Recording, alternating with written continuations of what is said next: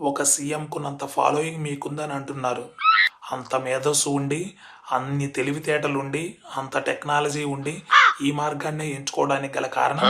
మీరు చిన్నతనంలో ఉన్నప్పుడు ఖైదీ సినిమా రిలీజ్ అయితే పరుగు పరుగున మీ నాన్నగారి దగ్గరికి వెళ్ళి, నాన్న ఖైదీ సినిమాకి తీసుకెళ్ళు అంటే అప్పుడు మీ నాన్నగారు మనకు తినడానికి తిండే లేదు, అలాంటిది సినిమాలు ఎలా చూడగలుగుతాంరా అంటే ఆ రోజు మీరు పడ్డ బాధ ఇంకెవరూ పడకూడదనే నేను ఈ మార్గాన్ని ఎంచుకున్నా. ఈ విషయం మీకెలా తెలుసు? మీరే చెప్పారు కదా యువర్ ఆనర్, ఇతనికి సీఎం కొన్నంత నెట్వర్క్ ఉందని. అయితే ఇది చెప్పండి, సినిమా రేట్లు, పాప్కార్న్ రేట్లు, కూల్ డ్రింక్ రేట్లు ఎక్కువగా అమ్మడం కన్నా ఒక సినిమాని తస్కరించి ఆన్లైన్లో అప్లోడ్ చేయడం పెద్ద తప్పని తెలియదా మీకు? మీ దృష్టిలో ఇది తప్పు కాకపోవచ్చు మిస్టర్ బొక్క. ఒక పబ్లిక్ ప్రాసిక్యూటర్గా ఉన్న మీరు పంజాగుట్లో 2 ఐమాక్స్లు, ఆర్టీసీ క్రాస్ రోడ్లో 2 మల్టీప్లెక్స్లు ఎలా వచ్చాయి?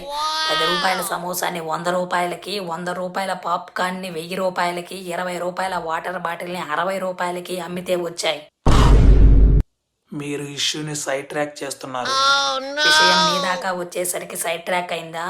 ఇదే మెయిన్ ట్రాక్. అదే నా ఆవేదన. కాలేజీల్లో చదివే బాయ్ ఫ్రెండ్స్కు భయం, తన గర్ల్ ఫ్రెండ్స్ని సినిమాకి తీసుకెళ్తే సమోసాలు, కూల్ డ్రింకులు అడుగుతారేమోనని. ఒక మిడిల్ క్లాస్ మ్యాన్కు భయం, తన భార్య పిల్లల్ని సినిమా థియేటర్కి తీసుకెళ్తే ఇంటర్వెల్లో పాప్కార్న్లు, సమోసాలు అడుగుతారేమోనని. ఇంతింత రేట్లు పెట్టి మా జోబులను చిల్లులు చేస్తుంటే ఎవరికి చెప్పుకోవాలి సార్ మా బాధ? ఒక్కసారి దాసర నారాయణ గారు చెప్పిన మాటలను గుర్తు తెచ్చుకోండి. ఎక్కడైతే టికెట్ రేట్లు తక్కువగా ఉంటాయో, ఎక్కడైతే సమోసాలు, పాప్కార్న్ రేట్లు తక్కువగా ఉంటాయో, ఎక్కడైతే ఈ సినిమా హీరోలు ఫ్యాన్స్ని అడ్డం పెట్టుకుని కోట్లు సంపాదించరో ఆ సినిమా ప్రపంచంలోకి నా హీరోలను నడిపించు స్వామి అన్న ఆయన మాటలను గుర్తు తెచ్చుకోండి. ఇదంతా వద్దు సార్. నా కోసం సైట్లు వెతకొద్దు, దేశాలు తిరగొద్దు, ఏ నెట్వర్క్లు వెతకొద్దు. తప్పు ఒప్పుకుంటున్నాను కాబట్టి మీ తీర్పు ఉరిశిక్షే అయితే ఆనందంగా భరిస్తాను. కానీ నాదో చివరి కోరిక. ఏంటో చెప్పండి.